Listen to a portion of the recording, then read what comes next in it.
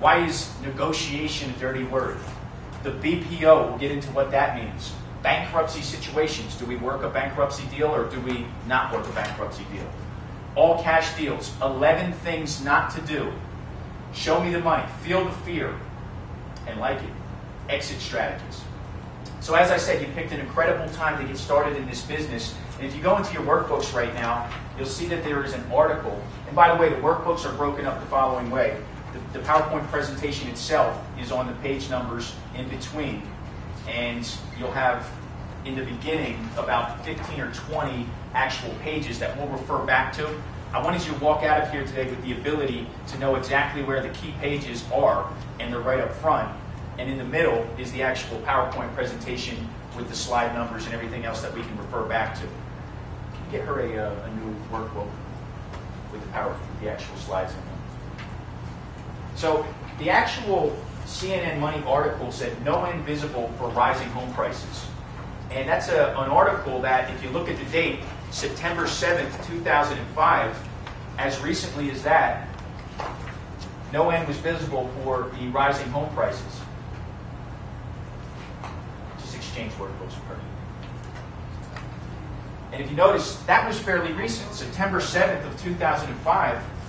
And at that time, they were talking about how this was not going to change. A little bit after that period of time, we were already in a market where things were going down. The equity that had accrued, the appreciation, everything that had occurred up to that point was suddenly deteriorating. A lot of properties were starting to go the opposite way. They weren't being sold as quickly.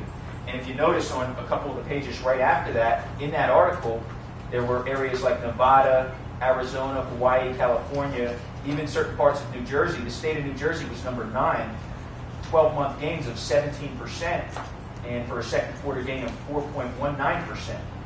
And then it gives all the other states in ranking.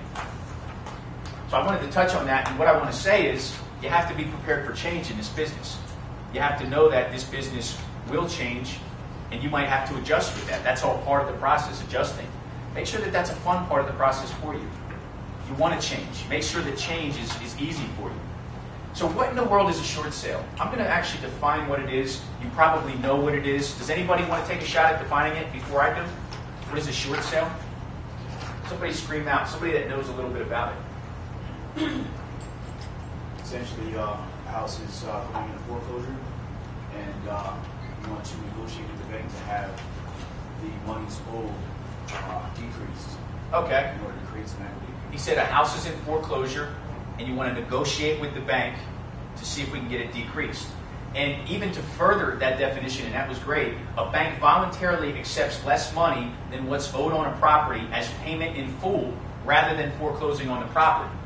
Because what will happen is they will end up selling this property at some point anyway, and maybe even get foreclosed on regardless. So they'll end up selling this property at a discount, which is why they would do it in the first place. So if we're looking here, let's give an example, an easy example. A homeowner owes $300,000. Let's say the current market value is $250,000. And what does the bank accept? Drum roll, please. They accept $225,000. And why do they do that? Let's look at the options. Let's look at what they could do instead. And I'm going to go into our workbook here. There are 6 questions and answers that give you a better idea of what's going on with this process. And one of the nice things about this whole thing, on this document alone, you'll have 6 or 7 different ways that you can address conversations. For any of you who are already marketing to potential homeowners, and I don't know if anybody in here is already marketing to potential homeowners, but for those of you who are, you're going to have a set of 6 or 7 consistent questions that come up. And what you'll want to do is have this document right here. And let's just talk about what's on this page. What is a short sale? A short sale is when a bank or a lender voluntarily accepts less money. Why do banks accept a short sale? And it talks about banks and lenders are in the business of lending money at a profitable interest rate, and they're not in the business of property management. And this document's in the beginning portion of your workbook. Is a bank obligated to accept a short sale? They're not obligated to accept a short sale offer. This is something that would occur by their own reasoning if they want to go about doing that.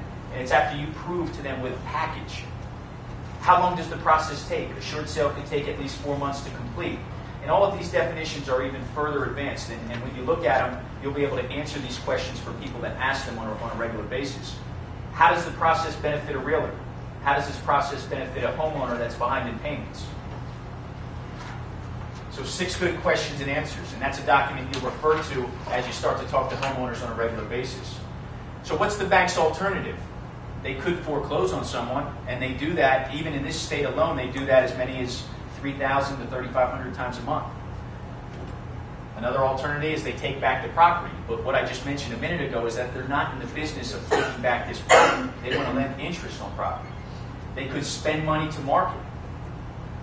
They could go out there and do what we could do in the first place, market these properties. If we got to them first, they might as well give us the shot to do it, right?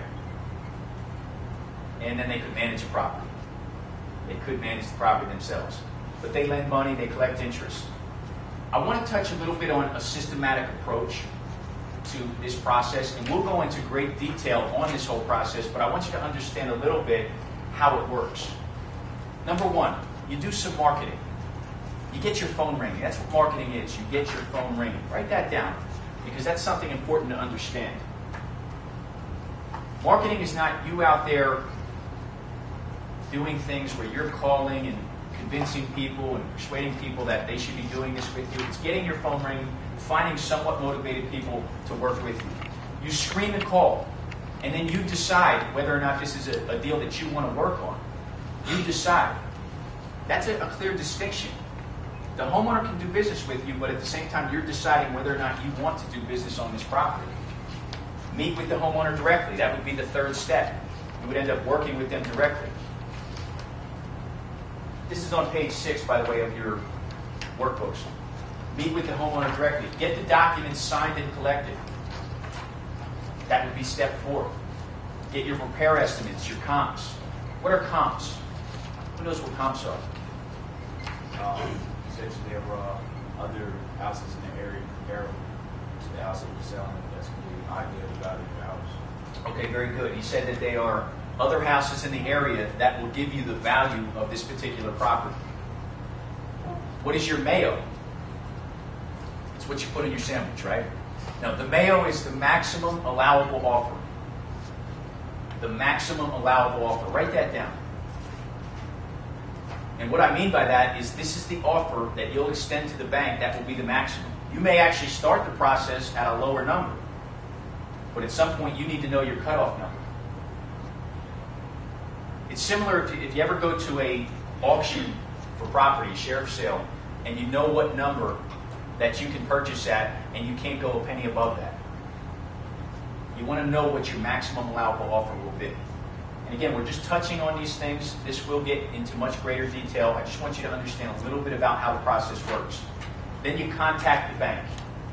You get the BPO schedule, broker's price opinion. I'll spend an enormous amount of time on what that is. I'll actually have a BPO agent come in here and speak a little bit about that process. Then you market to end buyers. You market to end buyers. Order the title. Get the approval actually on paper. Then you close and get paid. That's why you came, to close and get paid. That is the process in a nutshell. Now, the contents of the package, as you move forward here in your workbooks, will consist of a variety of documents, and I'll touch a little bit about what each of these look like. There's a cover letter to the bank. There's a purchase and sales agreement. There's an authorization to release information. There's a borrower's financial statement. There's also a listing agreement that a lot of banks want to see at this point, a hardship letter, a preliminary HUD document. There's the house inspection summary, letters of agreement and addendum. There's a power of attorney that I make part of my packages, the memorandum of agreement, which clouds a title. We'll talk about what that means. Letter of understanding, and then a bargain and sale deed in New Jersey or a warranty deed in many other states, and that's optional in some cases for a short sale. Income docs from the homeowner. What do you need? 2 years tax returns. You need 2 years W-2s, 2 most recent pay stubs, 2 most recent bank statements, a property information sheet, and we'll look at our workbooks right now for a 10-point checklist of all the documents, and this will be in the front. 10-point checklist, description of a